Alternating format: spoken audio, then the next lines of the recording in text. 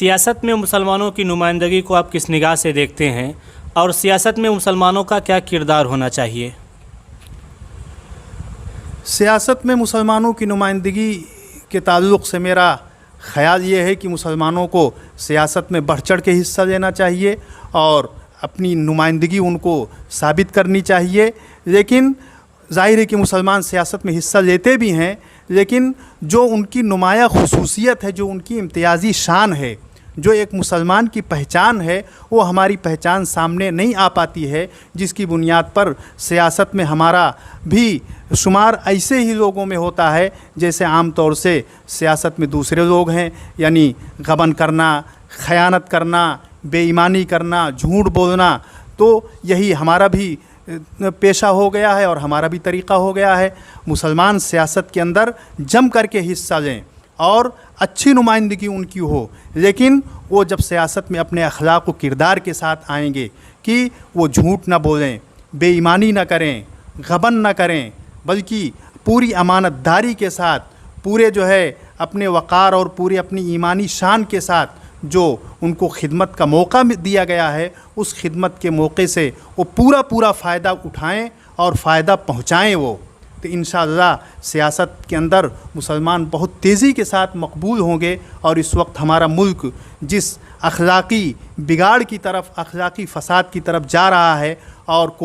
یہاں پر کوئی اخلاقی معیار ہی نہیں رہ گیا ہے، صرف کتنا زیادہ سے زیادہ پیسہ لوٹ لیا جائے، کتنی زیادہ سے زیادہ اپنی جیب بھر لی جائے، اور کتنی کثرت اور کتنی زیادتی کے ساتھ لوگوں کو پریشان کیا جائے. یہ جو ہماری سیاست چل رہی ہے، مسلمان اگر اس ماحول میں اور اس گندی سیاست کے درمیان اگر اپنا اخلاقی سکہ قائم کر دیں جو ان کا مذہب ان کو تعلیم دیتا ہے، اور اچھے نمونے پیش کریں. ان کے سامنے بہترین نمونے ہیں، مسلمانوں کے سامنے سیاست کا جو نمونہ ہے، اور ہمارا مذہب اسلام جو سیاست سکھلاتا ہے، دنیا کے اندر کوئی اور مذہب اور کوئی دنیا کے اندر کوئی ملک اور کوئی قانون سیاست کو اتنی بلندی کے ساتھ نہیں پیش کرتا ہے جتنی سیاست کو، جتنی بلندی کے ساتھ، جتنے اچھائی کے ساتھ اور جتنے حسن کے ساتھ اسلام نے سیاست کو سکھایا. سیاست وہ ہے جو حضرت عمر ابن الخطاب رضی اللہ تعالیٰ عنہ نے سیاست کی.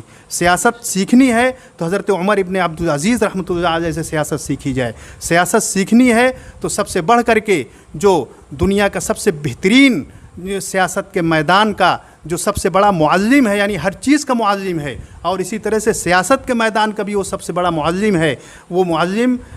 انسانیت جناب محمد الرسول اللہ صلی اللہ علیہ وسلم، جنہوں نے ہر شعبے کے اندر، ہر میدان کے اندر مسلمانوں کی رہنمائی کی. سیاست میں بھی قرآن نے اور حدیث نے ہماری بہترین رہنمائی کی ہے. اگر آج ہم اپنی سیاست کے اندر ان نمونوں کو سامنے رکھیں، حضرت عمر ابن عبدالعزیز کو سامنے رکھیں، حضرت ابوبکر صدیق رضی اللہ تعالیٰ عنہ کو سامنے رکھیں، حضرت عمر فاروق کو سیاست میں ہم سامنے رکھیں، اور جس دیانتداری کے ساتھ، جس ذمہ داری کے ساتھ، اور جس تقوی اور پرہیزگاری کے ساتھ، اور انسانیت کی خدمت کے جس جذبے کے ساتھ انہوں نے اپنی سیاست کو انجام دیا اور پوری دنیا پر چھا گئے، یہاں تک کہ دنیا کے اندر لوگوں نے کو مثال حضرت عمر ابن الخطاب رضی اللہ تعالیٰ عنہ سے بہترین مثال، زیادہ اچھی مثال کسی کو نہیں مل سکی. تو اگر وہ سیاست ہم مسلمان کریں تو انشاءاللہ ہم سیاست کے میدان میں چند سالوں کے اندر وہ مقام حاصل کر لیں گے جس کے لیے ہم ترس رہے ہیں، اور جس کی اس وقت پوری انسانیت کو اور خاص طور سے ہمارے ملک کو سب سے زیادہ ضرورت ہے. مسلمانوں کو بہت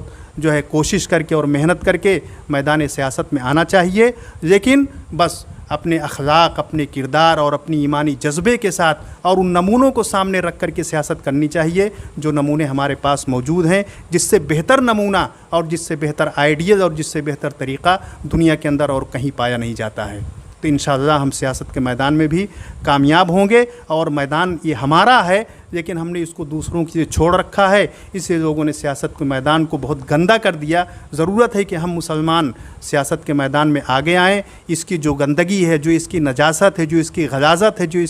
اس کے اندر جو بدبو پھیل گئی ہے، اس بدبو کو دور کر کے اس سیاست کو ہم حسین و جمیل اور بہترین اسلامی سیاست بنا دیں، جس کے لیے اس وقت دنیا ترس رہی ہے. اگر اس سیاست ہم نے دنیا کے اندر اس کا نمونہ دکھا دیا تو انشاءاللہ دنیا پیاسی ہے، اور اسی سیاست کو اختیار کرنے کے لیے دنیا تڑپ رہی ہے اور ساری دنیا اسی کی طرف دوڑ پڑے گی.